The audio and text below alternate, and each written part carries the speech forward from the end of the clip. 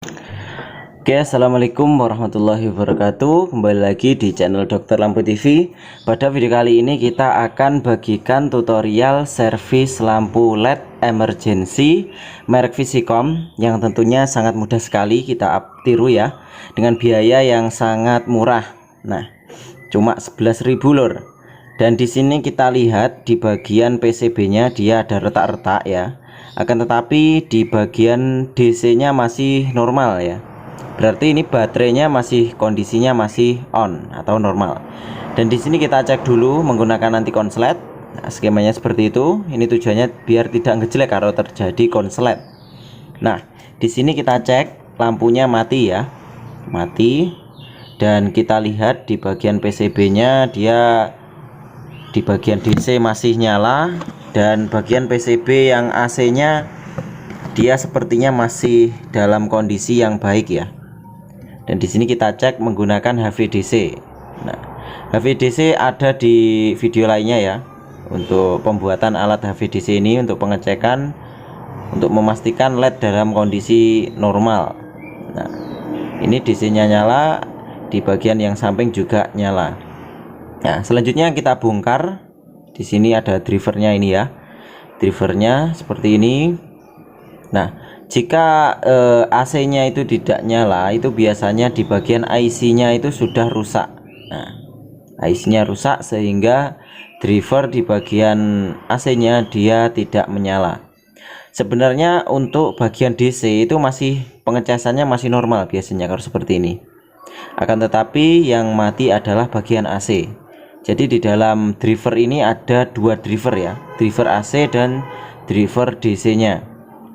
AC untuk menyala ketika PLN on, kalau driver DC untuk pengecasan baterai dan juga untuk menyalakan ketika listrik mati ya. Jadi otomatis menyala. Dan di sini pertama-tama kita lepas dulu 3 kabel yang ada di PCB ini. Nanti akan kita terangkan kabel-kabelnya ini biar kamu bisa mengetahui urutan-urutannya tanpa harus memfoto atau mengingat-ingat di bagian PCB-nya. Kalau nanti kita tahu, nah meskipun pindah PCB kita mengetahui. Nah, di sini ada 2 kabel, itu bagian AC ya, yang ke arah PLN.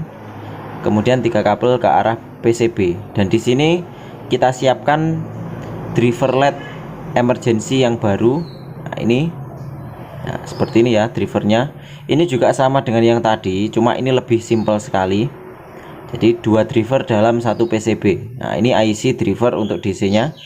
Kita lihat F ini adalah positif dari baterai atau positif output baterai. Dan V min itu negatif, dan merahnya itu adalah output di bagian LED yang bagian nyala AC-nya. Atau LED ketika listrik dalam kondisi nyala. Nah, itu ada baterai, ada positif dan negatif ya. Kita ingat-ingat karena soketnya itu tidak selalu cocok. Dan di sini kita lepas dulu di bagian kabelnya, karena kita pakai kabel bawaan dari PCB yang lama.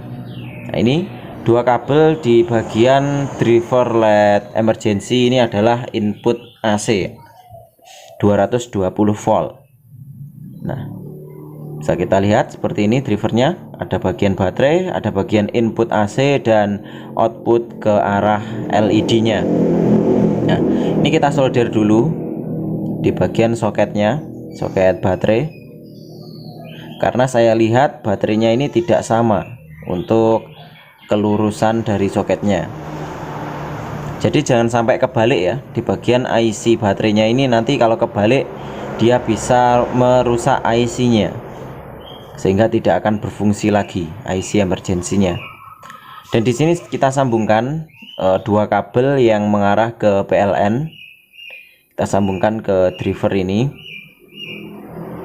Kita sambungkan seperti itu. Kemudian kita lihat ya, F, min dan plus. Kita sesuaikan. F itu adalah positif baterai. Biasanya di PCB ada tulisan F-nya juga. Kalau tidak ada, bisa kita turut jalurnya yang ke arah IC emergency ya. Itu IC emergency F. Kemudian negatifnya kita lihat ya, jalurnya kan dia ke arah trafo juga ya.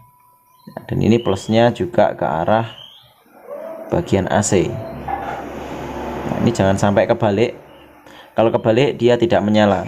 Untuk pertama kali itu kita nanti akan cek di bagian DC nya, jadi jangan langsung dicolokkan. Nah, ini untuk baterai dia soketnya nggak cocok ya, jadi kita potongnya satu persatu lur.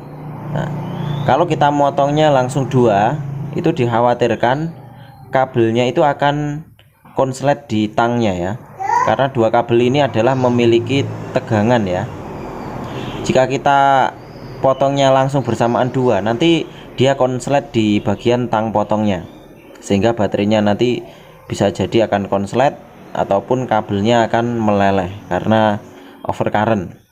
Nah, dan untuk solder pun di sini kita harus hati-hati, yang perlu perhatikan ya, karena ini posisinya dekat, jangan sampai mata solder itu dia nempel ke arah yang hitam ya. Nah, ini untuk pengalaman saja, karena kalau nempel nanti juga akan mengkonsletkan baterai. Jadi kalau baterai lithium ini harus hati-hati, karena dia ampernya besar. Itu kalau konslet dia nanti biasanya bisa panas dan bisa melelehkan dari kabelnya. Nah, dan untuk tahap ini sudah jadi ya. Kita cek DC nya juga sudah nyala. Jadi pertama-tama kita cek DC nya dulu. Selanjutnya setelah DC nya nyala baru kita cek AC nya ya, seperti ini. Nah, itu AC nya sudah menyala dengan terang ya, dengan terang. Dan tentu saja di sini nanti akan kita rakit kembali. Usahakan sebelum kita pasang seperti ini, kita cek dulu dia posisinya masuk apa enggak di dalam casingnya. Kalau enggak masuk dia tidak bisa ya. Ini pakai casing yang 18 watt Visicom ya. Di sini sudah saya pasang itu, dan dia pas ya, pas masuk di dalamnya. Jadi kita harus ukur-ukur dulu untuk penempatannya ini agar bisa pas. Dan biasanya di samping itu ada semacam titik ya, itu di bagian casingnya, itu soketnya kita luruskan juga supaya casingnya bisa menempel dengan rapat ya, seperti itu. Kalau sudah pas tinggal kita tekan. Nah, kita tekan kan ada geretan ya, itu ada semacam cekungan. Nah, ini sudah kuat, sudah rapi ya, sudah menyala. Tinggal selanjutnya ini kita tutup kembali, tutup casingnya, karena dia sudah pecah ya, tutup casingnya di bagian soketnya itu. Jadi nanti kita tambahkan juga memakai solasi ya, solasi bening, supaya nanti dia casingnya bisa kembali rapat. Nah, di sini ini kita, sebelum kita tutup, ini kita perbarui di bagian thermal pastanya ya. Jadi thermal pasta ini fungsinya untuk menyalurkan panas dari PCB ke arah casingnya. Meskipun casingnya nggak ada pendinginnya, tapi juga sudah lumayan membantu membuang panas dari PCB LED DC nya. Nah, ini kita berikan solasi selotip ya, ini pakai selotip agak banyak nggak apa-apa. Dan ini sudah menyala dengan normal dan kembali bisa digunakan. Mungkin itu saja yang bisa kita bagikan. Jangan lupa klik like, comment, subscribe. Sekian, assalamualaikum warahmatullahi wabarakatuh.